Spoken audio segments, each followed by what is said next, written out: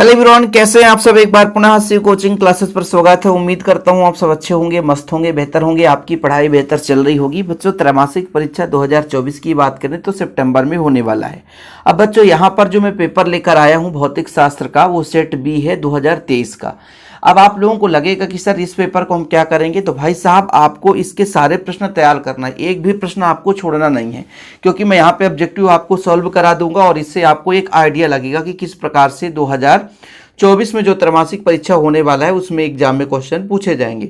इसलिए आप लोगों को सभी प्रश्नों को यहाँ पर रिवाइज कर लेना है। जितने भी क्वेश्चन है बच्चों, उसका आंसर आप लोगों को करना है, ठीक है।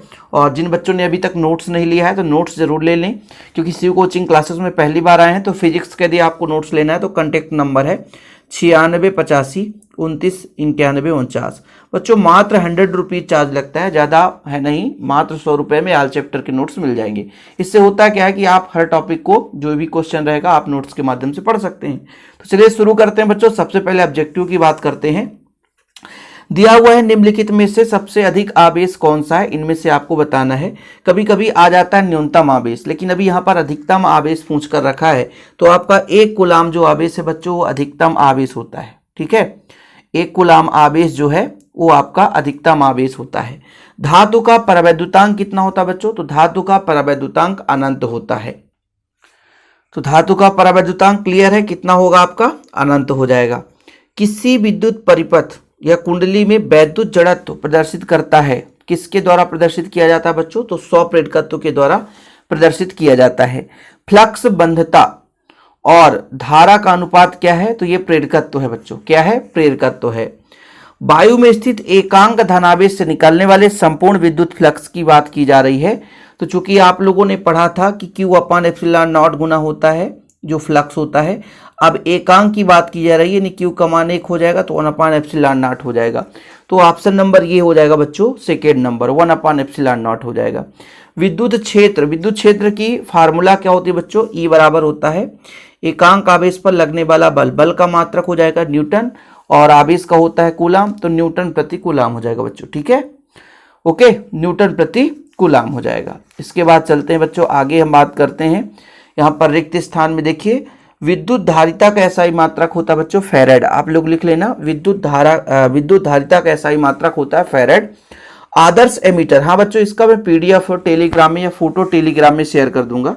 यदि आप चैनल पे पहली बार आए, चैनल को सब्सक्राइब कर लें। टेलीग्राम का लिंक डिस्क्रिप्शन पे मिल जाएगा, आप लोग टेलीग्राम जरूर ज्वाइन करें, क्योंकि वहाँ पे स्टडी मटेरियल आपको मिलता रहेगा बोर्ड एग्जाम के लिए, है ना। जो बच्चे यहाँ पर व्हाट्सएप में मांगते हैं तो इंपॉर्टेंट क्वेश्चन टेलीग्राम में ही मिलेगा। तो प्लीज़ आप लोगों से गुजारिश है कि टेलीग्राम में जुड़ जाएं, ताकि बोर्ड एग्जाम तक आपको हेल्प मिलता रहे।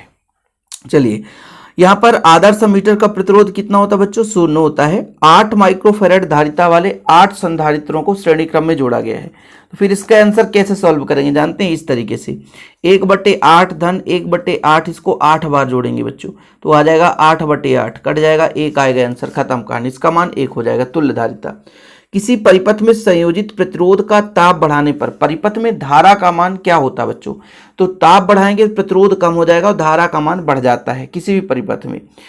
चुंबकीय क्षेत्र में गतिमान आवेश पर लगने वाला जो बल होता है वो लॉरेंज बल होता है। चुंबकीय क्षेत्र है उस पर जो बल लगता है वो लॉरेंज बल के नाम से जाना जाता है।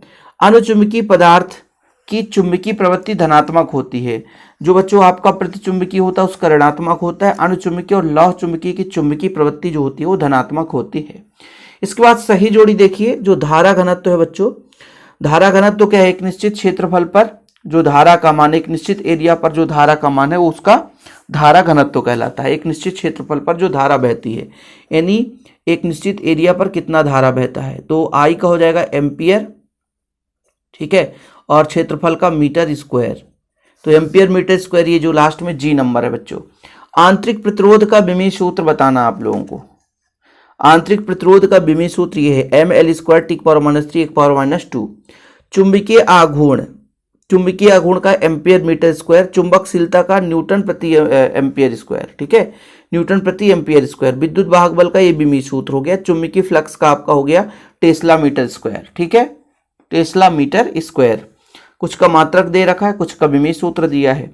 किसी चालक के अंदर स्थिर विद्युत क्षेत्र कितना होता है बच्चों, तो चालक के अंदर विद्युत क्षेत्र 0 होता है। एक आदर्श वोल्टमीटर का प्रतिरोध कितना होता है? आदर्श की बात की जा रही है। आदर्श एमीटर का प्रतिरोध 0 होता है और आदर्श वोल्टमीटर का प्रतिरोध अनंत होता है। धारावाही विद्युत पास के चुंबकीय आघूर्ण का सूत्र लिखना है आपको।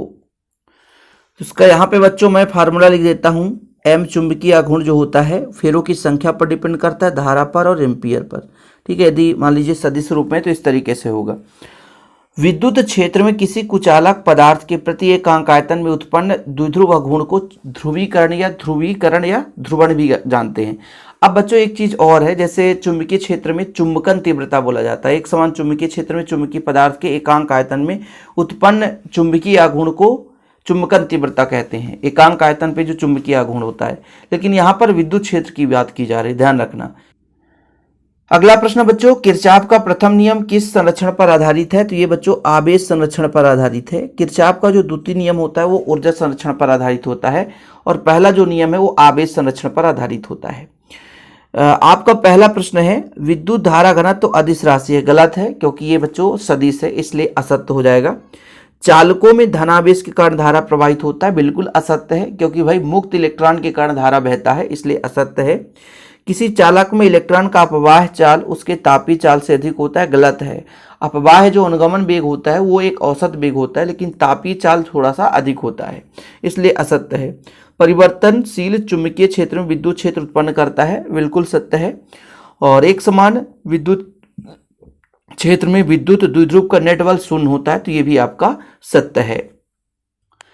तो ये ऑब्जेक्टिव टाइप के क्वेश्चन सत्य सत्य सारे मैंने करा दिए हैं बच्चों। आप लोगों को यहाँ से प्रश्न मिल जाएंगे, इन प्रश्नों को बिल्कुल अभी से आपको बिल्कुल अच्छे तरीके से तैयार कर लेना है। चुंबकीय क्षेत्र रेखाओं के 2 गुण लिखिए। किसी पदार्थ के चुंबकन की परिभाषा में मात्रक लिखिए। समविभव पृष्ठ किसे कहते हैं, इसकी विशेषताएं। किसी चालक की धारिता को प्रभावित करने वाले 2 कारक हैं। स्थिर वैद्युत परिरक्षण को परिभाषित कीजिए। विद्युत स्थितिज ऊर्जा को परिभाषित कीजिए। विद्युत विभव क्या है, विद्युत धारिता क्या है। चुंबकीय संबंधी गाउस का नियम अभी कल ही लेक्चर कराया था। एम्पियर का परिपथी नियम, यहाँ पे 2 न्यूमेरिकल क्वेश्चन आ गए बच्चों, देख सकते हैं 11 और 12 में न्यूमेरिकल क्वेश्चन है। किसी सेल के विद्युत वाहक बल विभवांतर आंतरिक प्रतिरोध में संबंध, यानी आंतरिक प्रतिरोध का व्यंजक हो गया। ताप बढ़ाने के साथ किसी चालक के प्रतिरोधकता में क्या परिवर्तन होता है, क्यों बढ़ता है, इसके बीच संबंध बताना है। चल कुंडली धारा मापी की सुग्राहिता कैसे बढ़ाई जा सकती है। अनुचुंबकीय प्रतिचुंबकीय लौह चुंबकीय गुणों में उदाहरण लिखिए। तो ये सारा लेक्चर अभी आने वाला है अनुचुंबकीय प्रतिचुंबकीय के बारे में। और विद्युत चुंबकीय फैराडे के नियम को यहाँ पर दिया, लेंज का नियम है। अपवाह चाल धारा घनत्व में संबंध है। धारा वितरण संबंधित किरचॉफ का नियम है। वैद्युत द्विध्रुव के कारण किसी बिंदु पर विभव के लिए व्यंजक है, गास का नियम है बच्चों। फिर से ये न्यूमेरिकल क्वेश्चन आ गया। न्यूमेरिकल क्वेश्चन आपके लगभग 3 क्वेश्चन आना ही है, ये डेफिनेट आप समझ लो। वायु सेवर्ट का नियम है। धारावाही परिनालिका के अंदर चुंबकीय क्षेत्र है। प्रत्यावर्ती धारा जनित्र आ गया। परिनालिका के लिए 100 प्रेरकत्व का व्यंजक आ गया। तो आगे चलकर अभी चैप्टर जो है वो 5 जो चल रहा बच्चों कंप्लीट हो जाएगा। चैप्टर 6 भी स्टार्ट होने वाला है। लेकिन आप लोग चैनल पहली बार आए, चैनल को सब्सक्राइब कर लें। नोट्स जरूर ले लें बच्चों, नोट्स के लिए आपको नंबर दे ही दिया हूँ। फिर से एक बार लिख सकते हैं 96 85 29 91 49। मात्र 100 रुपये चार्ज है बच्चों, लेकिन प्रॉपर रूप से ऑल चैप्टर के नोट्स दिए जाते हैं। आप लोग तैयार जरूर कर लें और नोट्स ले लें, प्रॉपर रूप से तैयारी करते रहें। टेलीग्राम में जरूर जुड़ें और जो भी आपका डिमांड रहेगा उसके आधार पर हम आपको वीडियोज प्रोवाइड कर देंगे। फिलहाल अभी के लिए इतना ही। जय हिंद, वंदे मातरम।